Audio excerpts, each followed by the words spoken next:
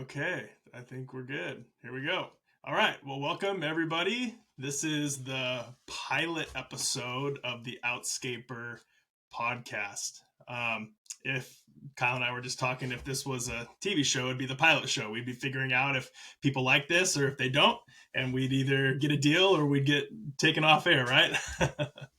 And so, since it's the first episode, I'll introduce myself. My name's Nick. I had a multi-seven-figure hardscape company here in Northern California.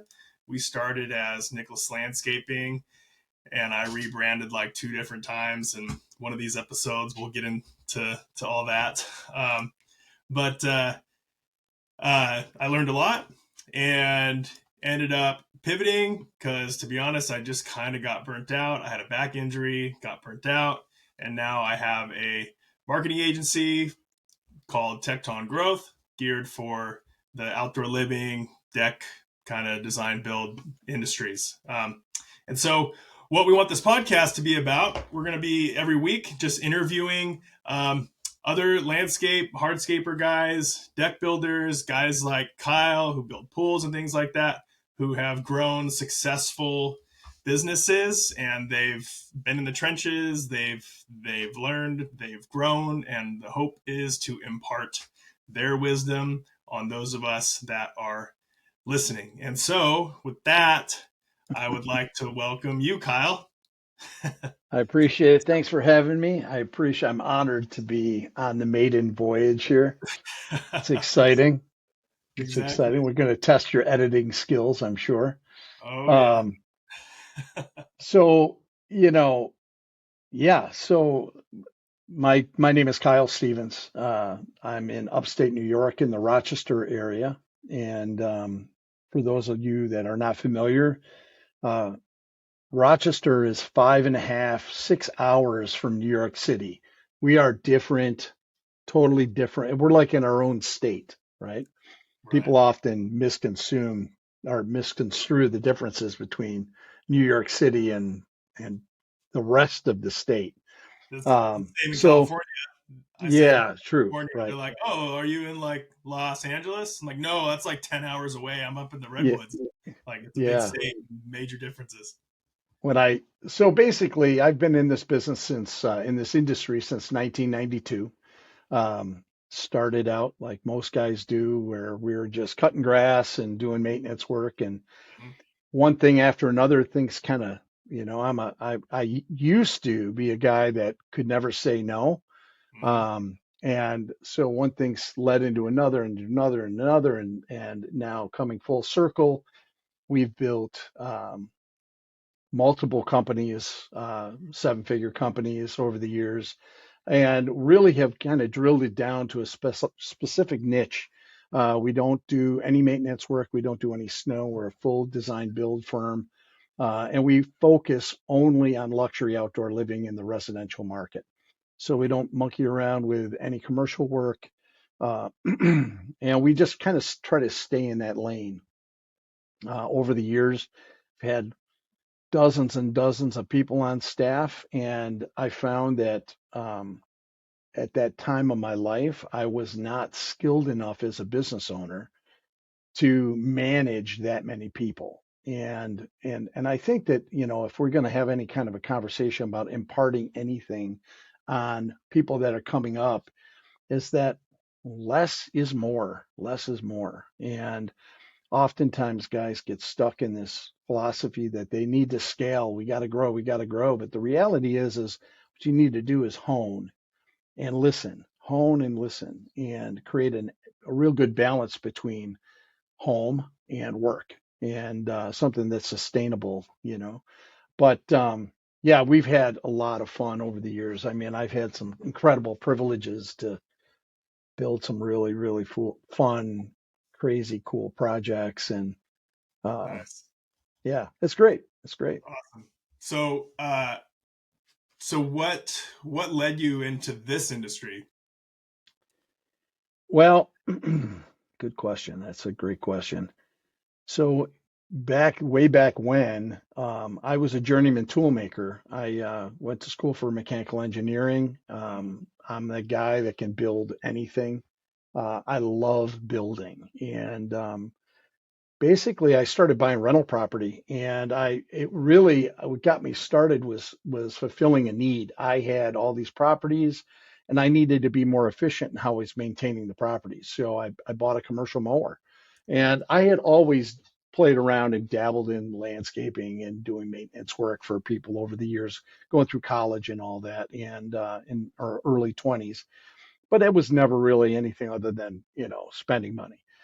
So when I started getting into real estate, I really had this problem. I was working a full-time job and I needed to be more efficient in maintaining these properties. Well, so I buy this mower, and of course, when you first get a mower and you start striping lawns, it's addicting. You're like, oh my gosh, I need more grass to cut. So the neighbors would come out. Yeah, I'll cut the grass, no problem. And one thing after another, after a short period of time, I had like 35 extra lawns and I had no extra time. And I'm thinking, what the heck? And that's when I hired my first employee, which was my brother. Mm. And so How was that's that? really that's how it all started. It was just had grass to cut, and next thing you know, I'm now a business. And so the maintenance side of our company lasted for quite a while. So the company started out as cutting edge lawn care Mm. and uh, fit the bill because that's primarily what we did. And we quickly found that, you know, our passion really was more into building things, cool things like decks, patios, things like that. So we found that our name really wasn't synonymous with what it was that what our core principles were and what we were focusing on. So we rebranded in 2004 and created this company called Stonewood and Waters. And it's still an operating entity. It's our parent company. And Stonewood and Waters really comes from the philosophy that every balanced landscape has three factors: stone, wood, and water. And Mm. then on the other side, a personal side, I'm a spiritual guy, and God is my rock or the stone, which comes first. I'm like the wood or the tree that can't live without the living word, which is the water, which is Mm. the word of God. And so when we did that and we married that, kind of played off of that and put that together, our business exploded, Mm. and we had rapid growth and um, just real incredible favor with our clients and opportunity. It was really an amazing time. And yeah, so Beautiful. yeah, yeah. Beautiful. So I hear, so on the branding topic, so when you guys branded, what was that like for you in regards to what was your mindset going into it? So you just explained why you did the brand, right? But what was your like operational mindset going into it in regards to how you went about changing your brand, how you marketed the new brand? Like what are some specifics that you do? Because I have a lot of people that I talk to about rebranding because a lot of guys in the in some of the groups that I'm in know I've done it twice. Yeah. And I've got multiple opinions on it.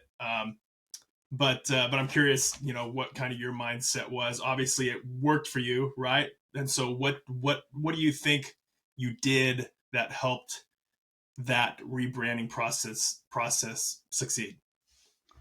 Well, I think that that's a great question. And back then, you have to remember in 2004 there was no social media. There was no, I don't believe that we had Facebook back then. Mm-hmm. There was really little, um, you know, online presence. You had basic websites, things like that.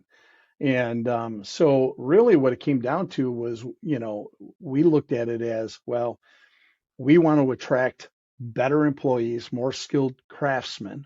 So the company, technically, the name is Stonewood and Waters Craftsman. And we really wanted to promote a different approach to outdoor living, and where we're focusing on craftsmanship instead of just creating a patio. And um, what happened is it created this stir where people thought it was more of a firm because of the way we played the names together. It sounded like a partnership, and everyone was always asking, well, who's Stonewood and who's Waters? That's. And so it always opened up the door to have a good conversation about, what we're all about. And so that was really it. I mean, it was really more of an alignment where the decision came from the need to align our marketing and our name with more synonymous with what our future vision was of the company. But then more so, it was a personal thing to where we were putting God first in what we were doing, right? Yeah. And for a lot of people, they don't, they may not, that may not resonate with them. But for me, it was a big turning point in my life to where I realized that, well, you know, all of what I've had and all of the opportunity that has come my way has not been by my might, but by God's faithfulness to Mhm. provide for me and provide, giving me opportunities and favor with clients. So that's really where that came. Now, fast forward, I don't even, I'm bad with time, but fast forward a bunch of years. Now we've rebranded twice since that. Yeah. Okay. Now it's just a confusing mess, So who are you? Well, okay, let me, hold on. Let me get out my notepad and yeah, it is a challenge. Rebranding is a huge challenge, especially today Mhm. because your messaging is so important and something that you and I have talked about over our time together, our friendship. Um, and you know, part of the rebranding that we've done in the future has been specific. So we have two arms now of Stonewood Waters. One is Lux Outdoor Living, and the other is KDS Design Studios. Mhm. And there's a specific reason for that is with KDS, we do a lot of consulting and a lot of design work for other companies, around the country. So guys will call and we'll help them land those larger projects and those next level jobs through detailed design and creating certainty in the design process. Mhm. Um, the problem with that brand, that's great. That business has been really great and just it's wonderful. I love That's helping other people. that's the brand that I know you more because that's when I first met you or Right, had interaction with you online. It was with KDS Design Studio, right. and then I got to know you. So, Oh, you've got a pool company too. yeah. So part of the challenge is that I'm getting older. I know Uh, it may not look like it, but I'm getting older and I want to retire. yeah. And so with KDS, nobody is going to buy my creativity. All right. There's no real exit strategy there unless I develop a big firm and it just the opportunity down the road, it's not as great in my opinion. So we launched Lux Outdoor Living with the pool company, which is a pool and spa company, and we do all inclusive projects. And now that's something tangible with systems, processes, exclusive relationships with certain pools. We do fiberglass, and now that's something tangible that I can create an exit strategy with, and Yeah. that's the reason behind it. So all of our branding now is really focused in that area. Nice. Nice. Yeah. Uh, so what I'm listening, thinking about our listeners and somewhat, what would you tell someone who is thinking about? So I've got a couple clients who are thinking about wanting to rebrand, and my opinion is if you're only going to brand because you don't. So why I first changed my first name, it said Nicholas Landscaping, right? I Yeah. had so many people calling me asking to mow their lawn or prune their Right. shrubs and stuff like that. And I really got tired of it. And so I'm like, man, the whole landscaping name, I don't like it in there. And so many guys resonate with that. So I changed my name. The problem was I wasn't I didn't realize like it's like when you rebrand, it's like starting a new business. So It when it is. It comes to is. like, yeah, when it comes to Yeah. marketing, getting that name out there, it's a brand new business. So when I Yeah. changed brands, we were doing $1 million under this brand, and then I tried to change to a different brand and expect to do 1 million again. And actually, I shot for two, and it was really hard. Nobody knew who we were. Yeah. They knew Nicholas Landscaping because that's who I was for 8 9 years. And by Right. that time, I had branded around Nicholas Landscaping enough where people knew what we did and who we were. It's like I use Nike and Apple as an example. Like Right. Apple, like do they sell apples? No, they sell computers, you Right. know. But we all know that because of their branding and their messaging and how well Right. they've branded around that. You know, I think of we probably both know Tussey Landscaping. You know, they have Perfect landscaping in example. their name, right? They have Yep. landscaping in their name, but they do these $500,000 backyard, you know, natural pools and ponds and just amazing work. And so I tell people that now because if I had to go back and change things, I probably wouldn't have changed my name. I would have just stayed Nicholas Landscaping. Um, Yeah. Now, if I was someone like you and I'm looking for an exit strategy, I might not keep the name, but I would change it. And then now I tell guys, like, when you change your name, you have to go all, like, you need to have a lot of money to invest to Right. market that new name now. Yeah, for sure. So it's interesting. In retrospect, I would never have changed my name from Stonewood and Waters. I Mm, would never have rebranded. mm, And the, you know, without getting too deep, with some of these things, because we definitely can go down a rabbit hole with that yeah. one. But at it was a season of my life, I'll just say post divorce. Mm, Okay. So there was reason for me making that change. And what had happened was, as I went through a divorce, and I pretty much parked the company for a season mm, and kind of regrouped and said, okay, well, when came back to, uh, my core business, I said, I want to go from an in-house construction company to a subcontracting model. And what happened is for me, is that I had the infrastructure and I had the overhead and I had the insurance of a company with 60 employees. Okay. mm, So when I stopped doing that and I shifted my focus to being a design managed company, I went from 60 people to one, and my insurance premiums didn't change.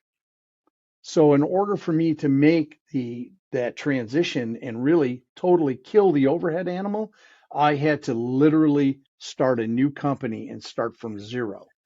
And so at the time, it was financially, it was the right move. Um, so there is you know, first there's a huge desire. It is one of my pet peeves is, oh, so what do you do? Hmm. Great question. What do I do? What I'm not a lawyer, I'm not an attorney, I'm not a doctor. Those are very self-explanatory yeah. definitions. People know it, right? You know it. I'm in marketing. You do marketing. Got it. Yeah. What you do landscaping? Hmm. There's, yeah. There's only like 400 possible things that you could define that term with. All right. Yeah. And That, so that we know, but the that average we person know, off the street doesn't. You they say they you're a think, landscaper, they think oh, you mow lawns. I got this problem with my begonias. Yeah.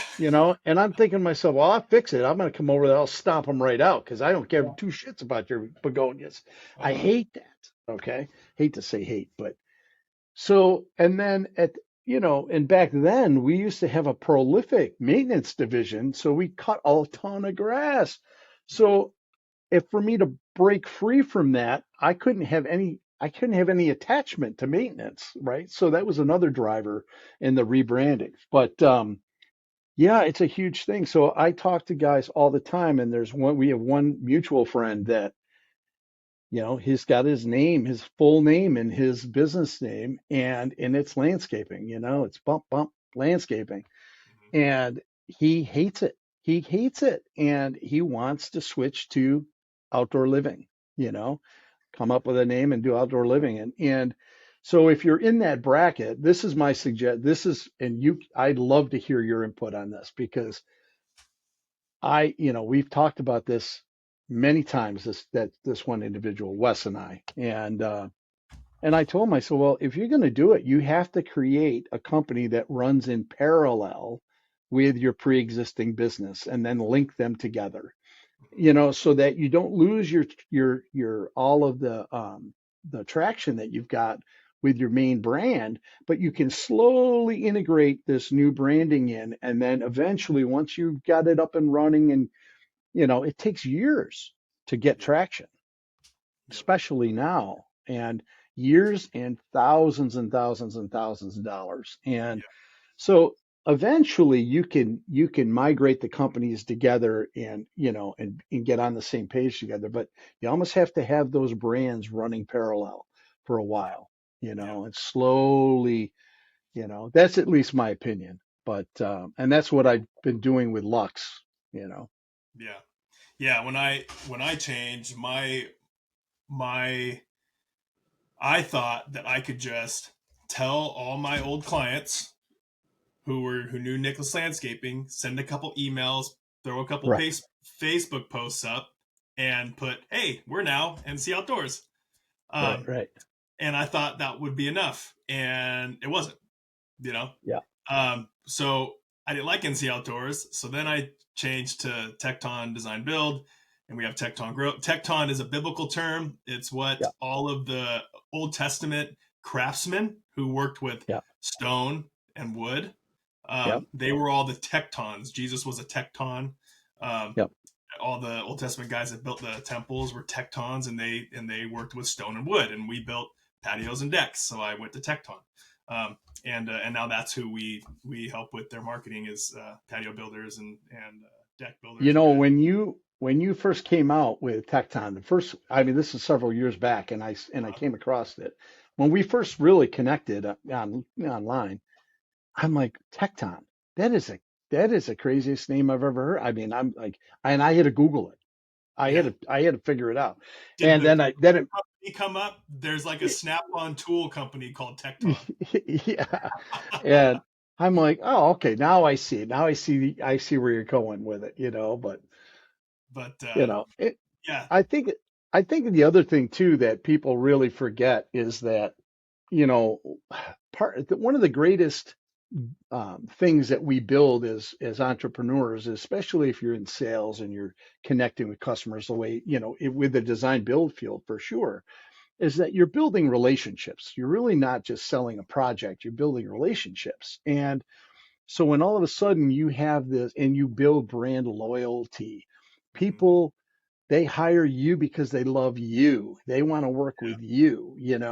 So Yeah. when all of a sudden you've taken your name out of it or you've changed your company name and your marketing, the first thing they think is, oh, he must have sold his company, you Yeah. know, or oh, he's no longer there, or oh, there's a change, and you lose a lot of that loyalty in that process.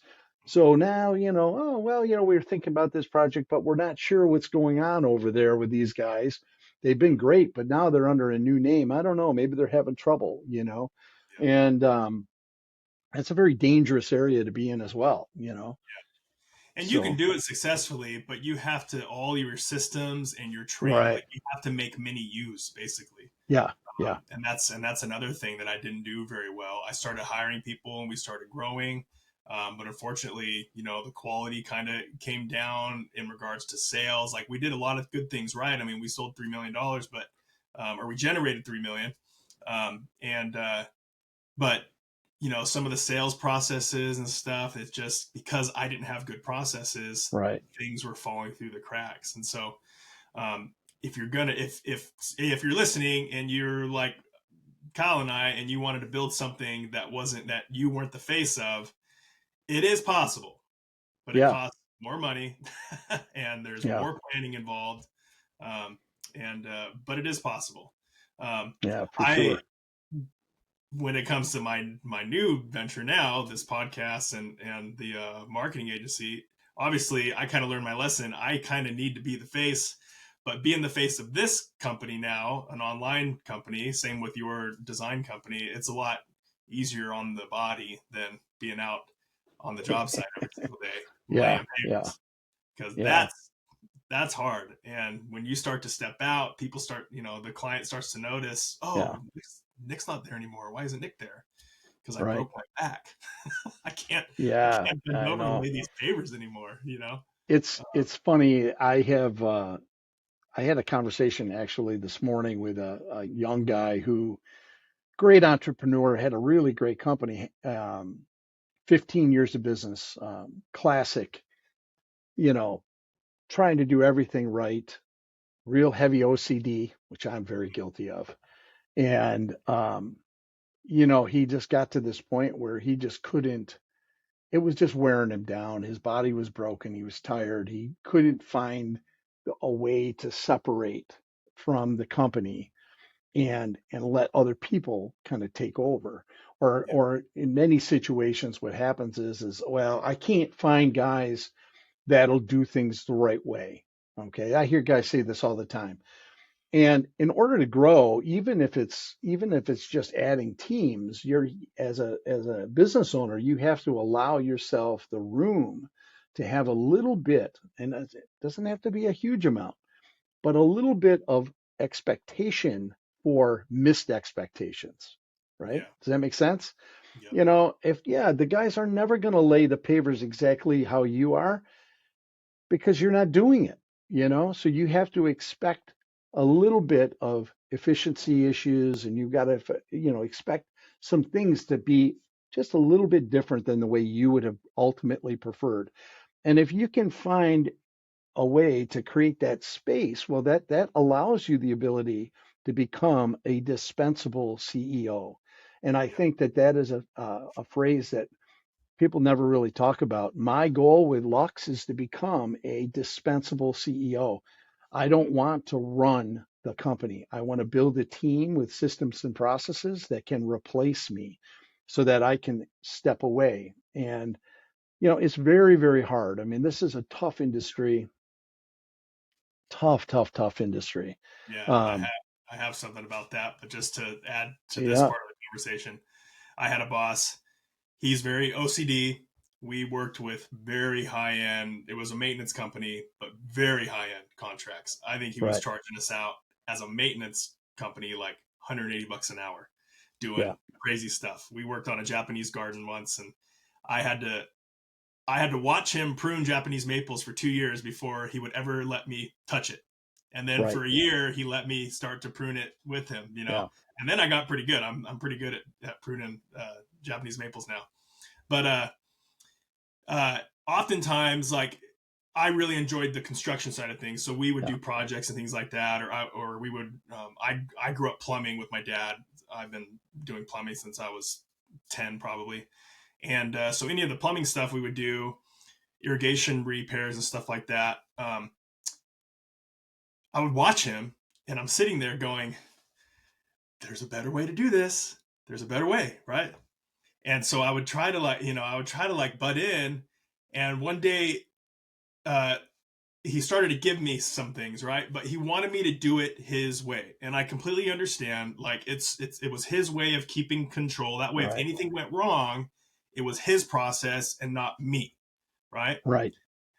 But because I knew his way wasn't the best way, because I'm the one with all the plumbing, mainly when it came to plumbing stuff.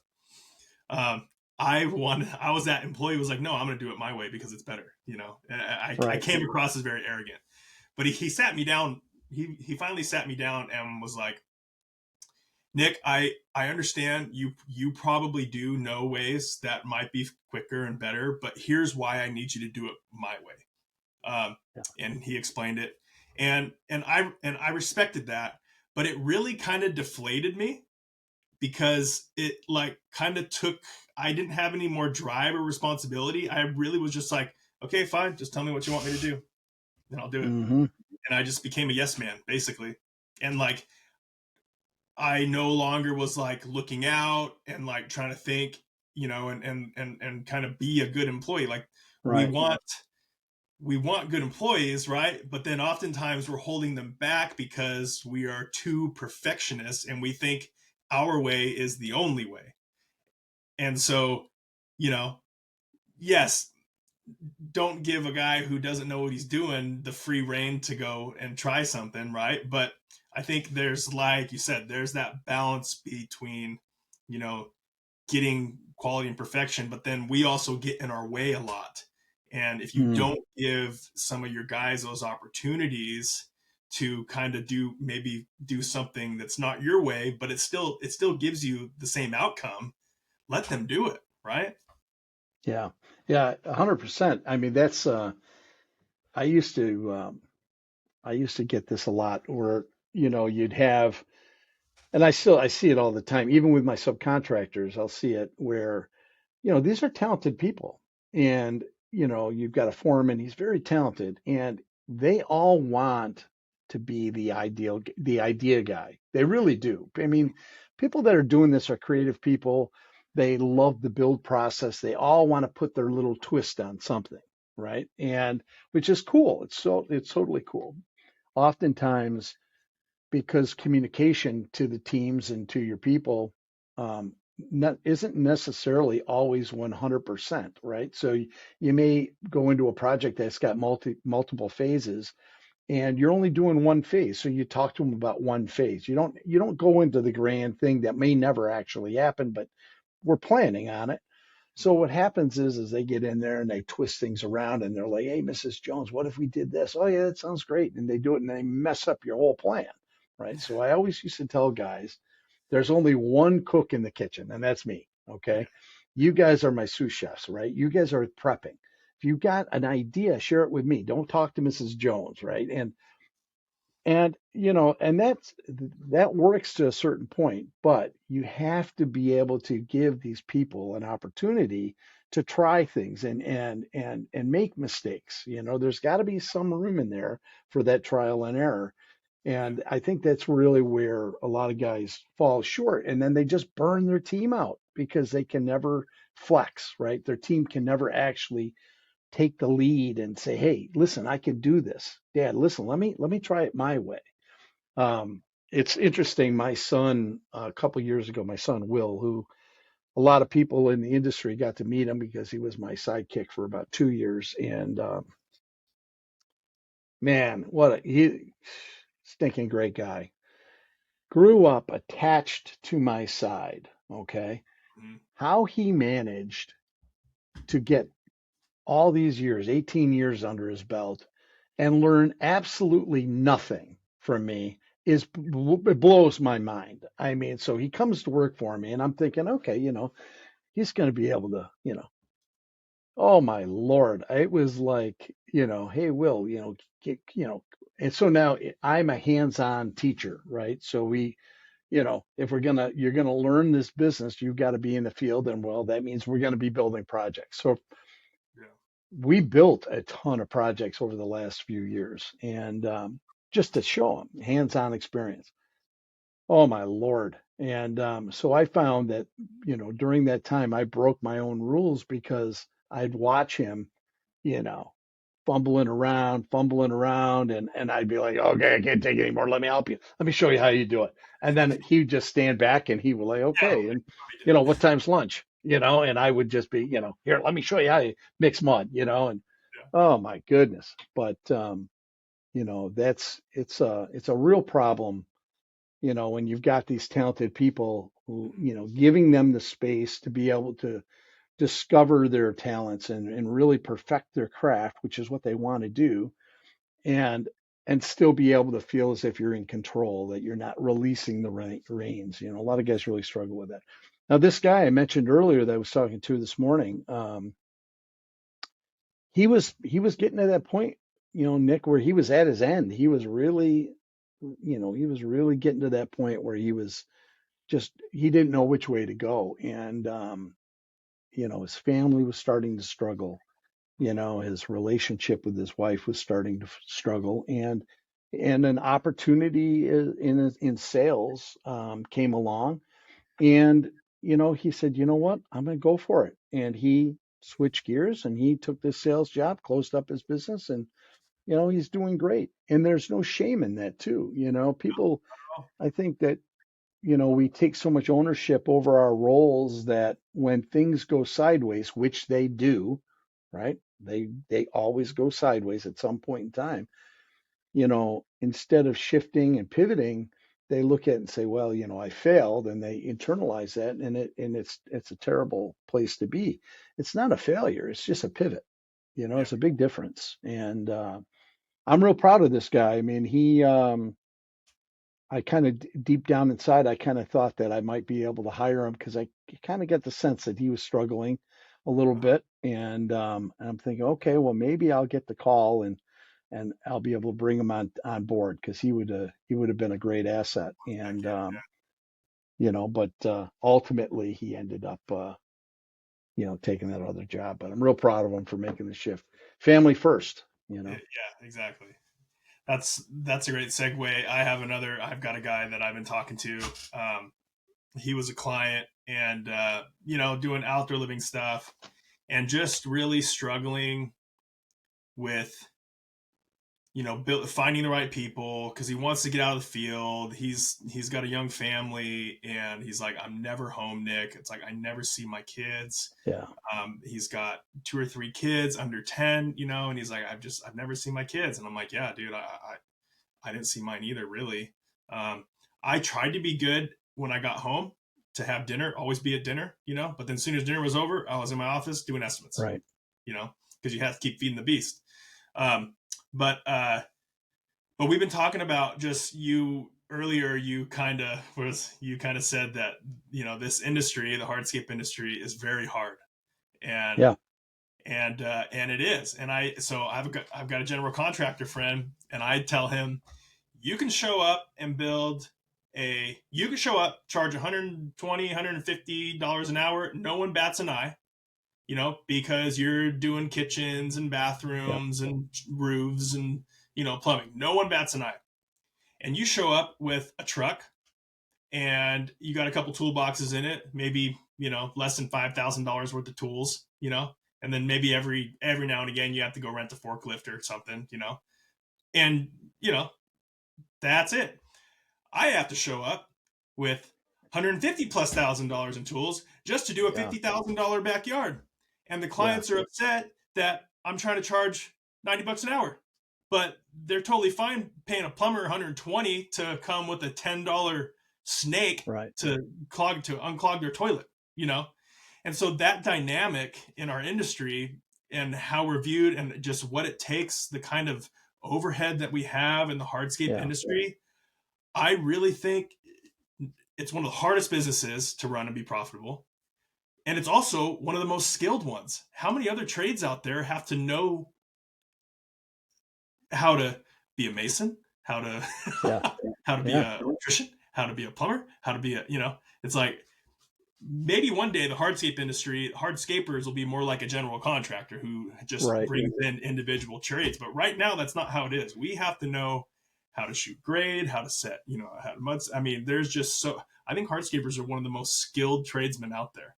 And it's one of the hardest businesses to run and be profitable. And I think, we see these guys on Instagram, this client of mine that I've been talking to, he's always asking me like, how are these guys making money? And I said, to be honest, would you have said I was making a lot of money? He's like, oh yeah, totally. I'm like, I paid myself a great salary, right? But outside of that, the business had no money because it was all going back into equipment.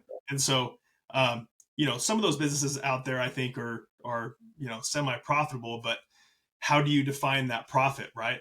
Like I define net profit as after everything's said and done, you've been paid, the government's paid, everything's said and done, what is left in your bank account with nothing left over?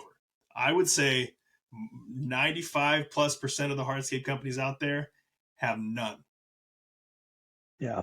I think there's a small handful that actually can say, yes, we have, profit left over at the end of the year. But most of the guys that we're watching on Instagram who look like they got it all put together, right?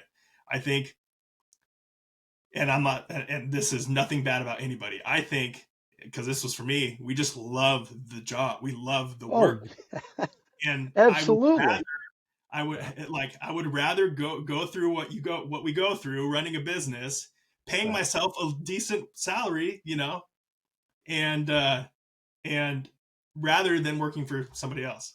But some guys like your friend, they were like, you know what, this isn't worth it anymore. I could go make the same, if not more, and have none of the headaches and be able to clock out and see my family.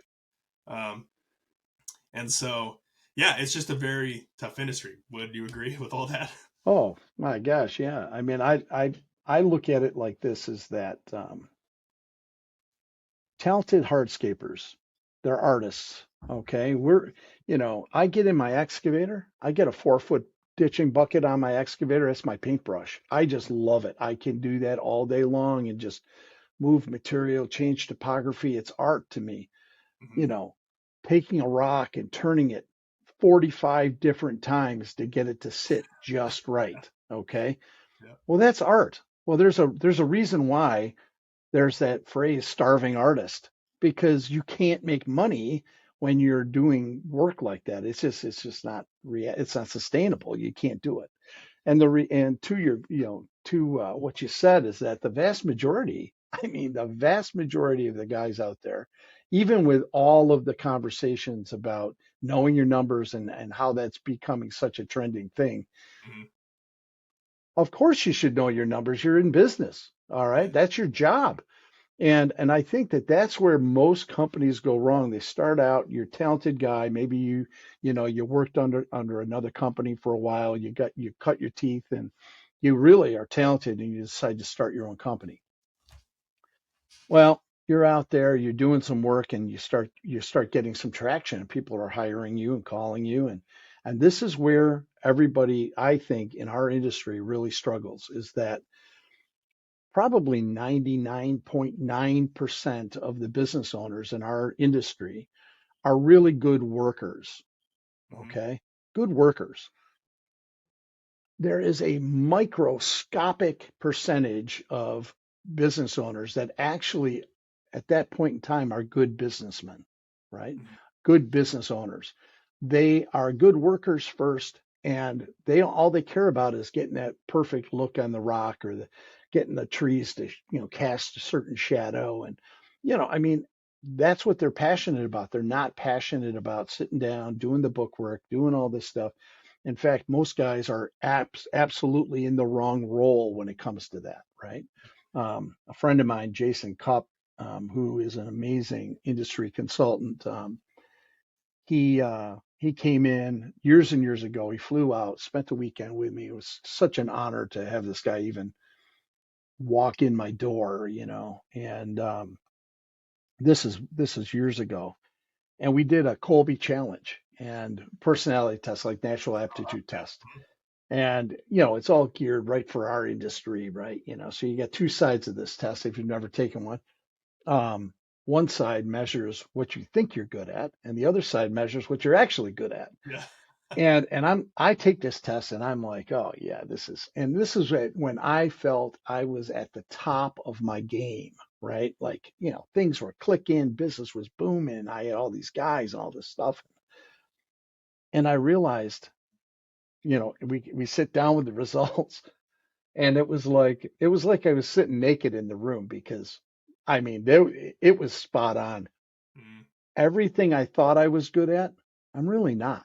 That's not my natural strength, you Hmm. know. And the things that I really like kind of got bored with, well, those were all the things that I really should be focusing my attention on. All Hmm. right. And what's interesting is that um, most people in this industry hire from within. You've got a guy who's dedicated and committed to working for you, and he's just pouring his heart and soul out for you every day.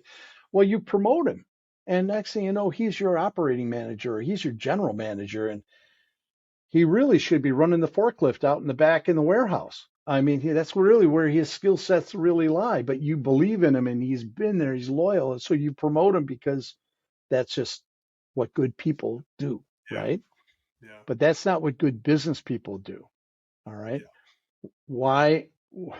What happened with Jason Cupp and I is that he said, what I'd like to do is I'd like to test everybody in your leadership team and and then reassign them or eliminate them if they're in the wrong role. Yeah. And I'll be honest with you, one of the reasons why I struggled in my career is because I was too passionate Yeah. about the people. I was less passionate about really what it meant to be a good business owner. Yeah. And I couldn't do it. I just couldn't do it. And he's like, okay, well, I And I can't don't. do much with that. Right. And I think if you can get the business owner part right, where Right. you are Yeah. finding the right people in the right positions, then you can put your passion into that person. right? Exactly. Yeah, exactly. But finding those, getting that alignment with the position and the person, it's so hard because your Yeah. passion wants to overtake you. And it's like, if you realize it's the wrong person, you're like, well, you know, I can't fire them because I like them, and they're Right. doing Right. an okay job. I'm not going to fire them, right? That's the hard part. And Or so, you believe in them or more than they believe in themselves, you that's know? really hard too. Yep, Yeah, that's really it's hard. tough. I mean, I sit here and I punch keys all day long and I'm looking at my numbers. I do know my numbers.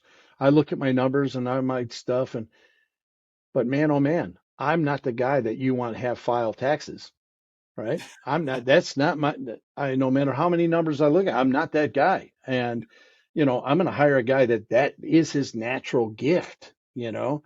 So, I tell people nowadays is that, as they're coming up, is that you got to really pick your hires very carefully. Yeah, And, as we're growing this company, I mean, I'm not just putting butts in seats. I'm making sure that I'm hiring somebody that is going to fit into my strategic plan and that is going to be able to eliminate my responsibilities and do it better than I can do. A lot of people struggle with that. They worry, they like to be in charge. And oh, I don't want to be in charge anymore. yeah, I don't. I want to be able to be creative and make new relationships and pour into other people. But man, I don't want yeah. to deal with all the other stuff. Yeah, But and I think having really good systems to oh be yeah, able to, because I think if you're not a good business owner and you don't have great systems, you can have an A player, but they'll flounder because you don't have any systems. And that's what I think right, I found. I was really good at finding good people, but I had zero systems to support them. And right. I forget who said it, but I think something like, oh, I'm gonna butcher it. Something about like you're only you're gonna fall to the like your business will always fall to the level of how system where the system's at. Right. I would have to look that up. I completely butchered it, but but that's what I've learned, especially even now Yeah. in the agency space. Like it's so easy to scale these if you have the right systems because everything we do is pretty Right. much like it's the same thing, every day. And it's and it Yeah. is in the hardscape space too. It really is if you really think about it. You just might have more gates to go through, but at the end of the day, dig, fill, Yeah. clean. Yeah. Right. Right. Like, Right. it's the same. This it the other thing too that I think it's overlooked a lot is that is the importance of measuring, and tracking. You start a job and every job should be job costed and tracked and so that you can be improving it. Mhm. And often what I see is guys will, they're just so focused on getting to the next job, getting something the next job built, and they never are reconciling. They're never going back and saying, man, we really, this job here was not successful. What made it unsuccessful and how can we do it differently? And then shift and adjust things for the next job, or just try to avoid those situations altogether. Yeah. And when the companies nowadays there's some really tremendous companies out there and the numbers and the volumes of dollars are so great. I mean, projects today, I mean, my gosh, I couldn't even fathom 15 years ago. I couldn't even fathom doing a project that was over $500,000. Nowadays, yeah, okay. And this is in upstate New York, not in California, right? And it's just expensive. And so the dollars are getting up there for these companies are producing some real strong revenue, but they're just guessing on whether they're being successful, whether they're being profitable. They never track anything. They're just constantly pouring gas on the fire, and it's ultimately you run out of fuel. You know, Yeah. So So what would yeah, you let's close it up here. What would you yeah, recommend somebody listening after all the things we talked about? What would you recommend them to do? So I hired a business coach. yeah, I hired Jim Wirtz. yeah, I tell guys, I think the key to a business coach, all the information's out there, right? Like all the coaches, it's all kind of the same stuff because they're good. Most coaches are good business people. Um, Right. Right. and I think that I tell guys, find the coach who you resonate with, who can poke your buttons the correct way to light a fire under you to go and actually implement the things he's teaching you to do. Right. Um, Yeah. so that's that's kind of my takeaway, and what I think a lot of guys should do is they need to surround themselves with people, listen to stuff like this, reach out to guys like you, right? Yeah. um, Yeah, for sure. Reach out to me. Yeah. I love having conversations with people, and then I think the next level is hiring a coach and finding the right one. Yeah. Well, I love pouring into other people. I mean, that's really, I mean, that's I think that's the most gratifying part of my life nowadays is being able to help other guys and avoid the mistakes that I made. I mean, why the heck would we want anybody to go through what we've gone through over the years? I mean, it's just, you know, I think, it starts with putting your pride aside and saying, okay, hey, yeah, well, what could I be doing differently? And would you be willing to share your knowledge? Mm-hmm. People call, I share. I mean, that's just the way it is. And people that are successful, that like Jim is a great guy. He just wants you to be successful. These people are available for everyone, and um, aligning yourself with good people that will pour in, that don't see you as competition, like creating a good group of influence, circle of influence that you can spend time with and have open conversation. Because man, it is entrepreneurship can be a very lonely road. Yep. And when you wall yourself up and not allow yourself to be vulnerable, exposing the fact that you're uncertain about things, or you're struggling, or you're having anxiety. That's all normal. Everybody has that, but especially with men, for whatever reason, we wall it all up, and we internalize. And then what happens is it comes out at home. It comes out with us, our inability to be able to be present. And somebody told me one time, a long time ago, that at the end of the day, business comes and goes, but you have one family. Mm-hmm. And if business costs you your family and your business fails, you have lost everything, you Mm-hmm. know? And I think about that often. And I try to make sure that, I'm being accountable to that, in my life and in my walk. But um, I lost my train of thought a little bit on that one. But yeah, to your point, circle of influence, getting a good peer group together, guys that, are willing to help and share information. Reach out to find a good consultant. And it doesn't have to be an industry consultant either. A good Right. business coach, just a good business coach is great. Hiring a good bookkeeper, you know, um, good accountant, having a good attorney, people that you can go and talk to that, are going to make accessibility affordable, right? Because a lot of guys get, worried about that, especially in the beginning. But man, oh man, protect yourself, and do it right and build on the right foundation, not on the sand, you know, you Yep. know. But yeah, this has been great. Yeah, dude. Thank you so Yeah. much. Um, I guess if you're listening to this and both Kyle and I are completely open to chatting with anybody who wants to just someone to talk to.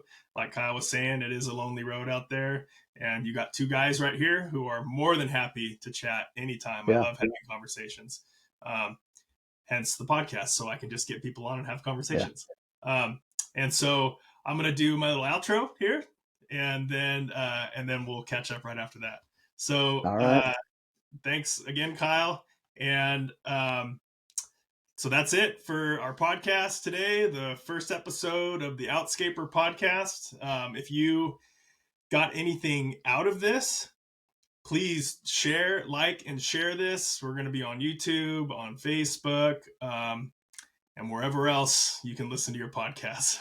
So this is the first one. I'm not sure where I'll be putting all of it, but definitely YouTube and Facebook. Like it, share it, so that some other contractors and friends that you know can get value out of this. We're going to be having episodes dropping weekly. And so with that, my name's Nick, and this is Kyle. And thanks again, Kyle. We'll see you guys next time. All right.